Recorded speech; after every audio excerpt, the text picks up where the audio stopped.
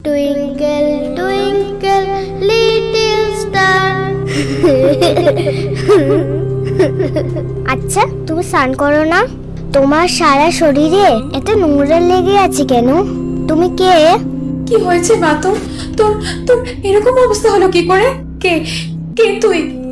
আমার আমার অনন্যা কোথায়? বাড়িতে একটা মেয়ে খুন হয়ে গেল আর আপনি কোনো শব্দই পেলেন না। স্ট্রেঞ্জ। বিশ্বাস করুন ম্যাডাম, খুকুমুনিকে আমি ছোটবেলা থেকে কোলে পিঠে মানুষ করেছি। আমার নিজের মেয়ের মতন ওকে ভালোবাসতাম। আমি কেন এই কাজ করতে যাব বলুন?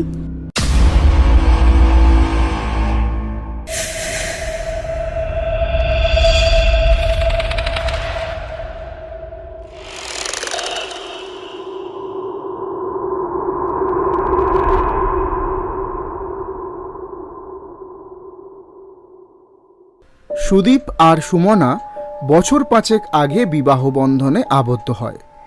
কলেজে পড়ার সময় থেকেই তাদের মধ্যে প্রেম ছিল। সেই ভালোবাসা পূর্ণতা পায় প্রায় 8 বছর পর। সুদীপের নিজস্ব ব্যবসা আছে, তাই আর্থিকভাবে পরিবারটা বেশ সচ্ছল। বেশ ভালোভাবেই দিন কাটছিল তাদের। কিন্তু দুঃখ তাদের একটাই, বছর 5 চেষ্টা করেও তারা কোনো সন্তানের জন্ম দিতে পারেনি। অবশেষে অনেক ডাক্তার বদ্যি করার পরে সুমনা গর্ভবতী হল।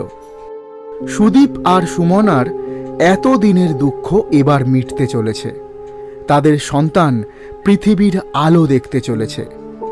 দুজনেই খবরটা পাওয়ার পর দারুণ খুশি হল। ডাক্তারের থেকে তারা জানতে পারল সুমনার গর্ভে একটা নয়, দুটো সন্তান রয়েছে।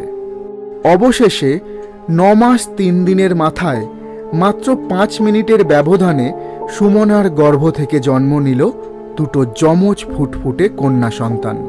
কিন্তু দুর্ভাগ্যবশত তারা জানতে পারল ছোট মেয়েটা শারীরিকভাবে বিকলাঙ্গ।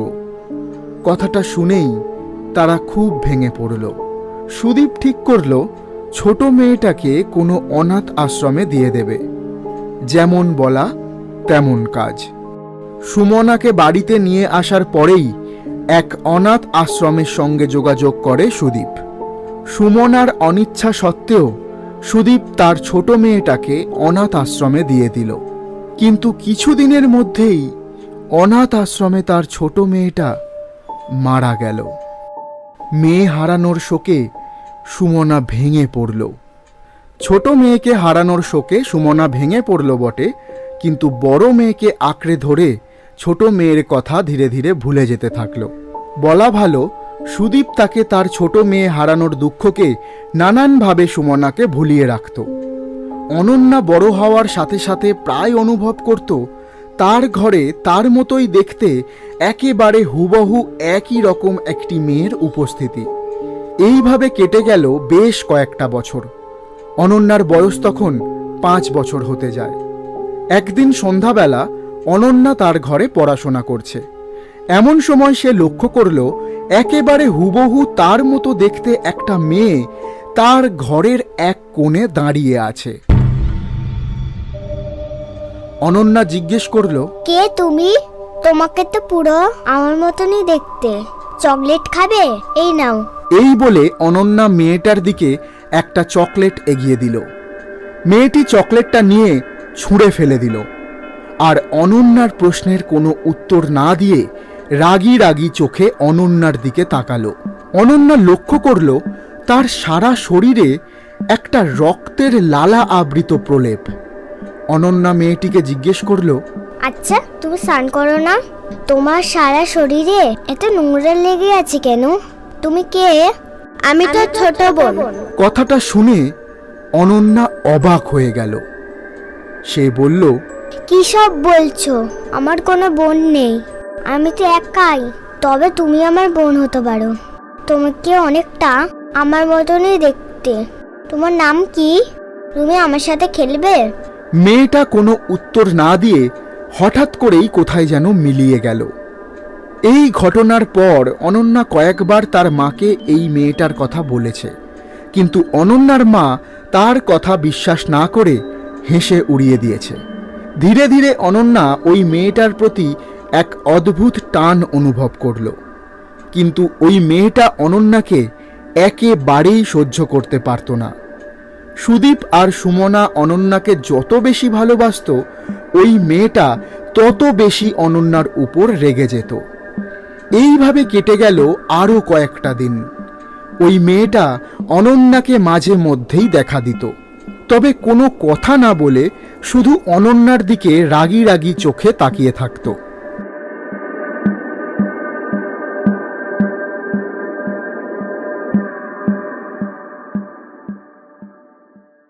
কয়েকদিন পর অনন্যার 5 বছরের জন্মদিন উপলক্ষে তার মা বাবা অনন্যাকে সারপ্রাইজ দেবে বলে তাকে বাড়িতে কাজের মাসির কাছে রেখে জন্মদিনের প্রয়োজনীয় জিনিসপত্র কিনতে গেল। কাজের মাসি অনন্যার জন্মদিন উপলক্ষে নানান রকম পদ রান্না করতে ব্যস্ত হয়ে পড়ল। সুদীপ সুমনাকে নিয়ে কয়েক ঘন্টার মধ্যেই ফিরে এলো। নানান রকমের পুতুল, খেলনা, নতুন নতুন জামা কাপড় ও বড় সাইজের একটা কেক নিয়ে এলো অনন্যার জন্মদিনের জন্য। বিকালের মধ্যেই সারা বাড়ি সাজিয়ে তুলল সুদীপ আর সুমনা মিলে। সন্ধ্যাবেলায় অনন্যার বেশ কিছু বন্ধু বান্ধবদেরকেও বলা হয়েছিল। জন্মদিন উপলক্ষে সারা বাড়ি সাজিয়ে নেওয়ার পর সুদীপ আর সুমনা অনন্যাকে সারপ্রাইজ দেবে বলে এবার তার ঘরে ডাকতে গেল। সময় তখন সন্ধ্যা 6টা। অনন্যার ঘরে ঢুকেই সুমনা চমকে গেল। অনন্যার বিছানায় বসে আছে সেই রক্ত মাখা মেয়েটা। কি হয়েছে মা তোর? তোর তোর এরকম অবস্থা হলো কি করে? সুমনা মেয়েটার কাছে যেতেই মেয়েটা তীব্র দৃষ্টিতে সুমনার দিকে তাকালো। মেয়েটার রক্তবর্ণ চোখের দিকে তাকিয়েই সুমনা ভয়ে কাঁপতে শুরু করলো। মেয়েটা বলল, মা, আমি তো তোমারই মেয়ে। আজ তো আমারও জন্মদিন মা। দাও, আমাকে নতুন জামাটা পরিয়ে দাও, কারণ অনন্যা তো আর বেঁচে নেই। মানে কে তুই?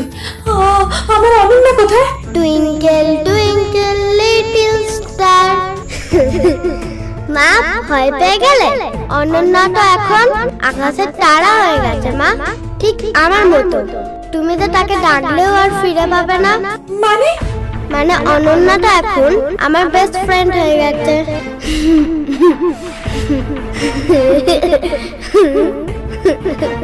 কে কে তুই? আমি তোমার সেই ছোট বিকলাঙ্গ মেয়ে মা, যাকে জন্মের 2 দিন পরেই তোমরা অনাথ আশ্রমে দিয়ে এসেছিলে। জানো, ওরা আমাকে খুব কষ্ট দিচ্ছিল। মা, আমি কি দোষ করেছিলাম বলো?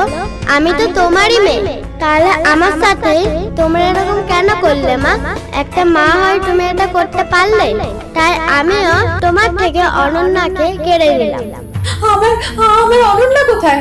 ওই যে বললাম, twinkle twinkle little star, twinkle twinkle little star, twinkle twinkle little star. এই বলে মেয়েটা হঠাৎ করে কোথায় যেন মিলিয়ে গেল। এদিকে সুমনার সারা শরীর কাঁপতে শুরু করেছে। কোনো রকমে সুদীপকে গিয়ে ডেকে আনলো। তারপর দুজনে অনন্যাকে সারা বাড়ি খুঁজতে লাগলো। অবশেষে অনন্যার দেহটা তারা পেল অনন্যার বাথরুমের জল ভর্তি বাথটবে। সুদীপ সঙ্গে সঙ্গে পুলিশকে ফোন করতেই পুলিশ দেহটাকে ময়না তদন্তের জন্য নিয়ে যায়। সেই সঙ্গে বাড়ির পরিচারিকা মাসিকে থানায় নিয়ে গিয়ে শুরু হয় জিজ্ঞাসাবাদ। মেয়েটাকে মারলেন কেন? বিশ্বাস করুন ম্যাডাম, খুকুমুনিকে আমি ছোটবেলা থেকে কোলে পিঠে মানুষ করেছি। আমার নিজের মেয়ের মতন ওকে ভালোবাসতাম। আমি কেন এই কাজ করতে যাব বলুন? আমি সেদিন খুকুমুনির জন্য পায়েস রান্না করছিলাম। বাড়িতে একটা মেয়ে খুন হয়ে গেল আর আপনি কোনো শব্দই পেলেন না। স্ট্রেঞ্জ।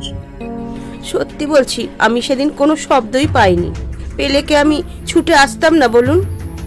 আপনি অনন্যাকে শেষবার কখন দেখেছিলেন? ওই দাদাবাবু আর দিদিমণি যখন কিসব কিনতে গেল, তখন আমাকে বলে গেল খুকুমুনিকে দেখতে। আমি দেখলাম খুকুমুনি একা পুতুল নিয়ে ঘরে খেলছে, তাই দেখে আমি রান্নাঘরেই চলে গেলাম। ওনারা বেরিয়ে যাওয়ার পর বাড়িতে আর কেউ এসেছিল? না, আর কেউ আসেনি। তার মানে ওনারা বাড়িতে আসার পরেও আপনি বাচ্চাটাকে দেখেননি? না, আমি রান্নাঘরেই ছিলাম। তবে দাদাবাবুদের বাড়ি ফেরার আওয়াজ আমি পেয়েছিলাম। কোথা থেকে কি যে হয়ে গেল আমি কিছুই বুঝতে পারলাম না। পরিচারিকা মাসিকে নানান জিজ্ঞাসাবাদের পর মেডিকেল টেস্ট করানো হয়।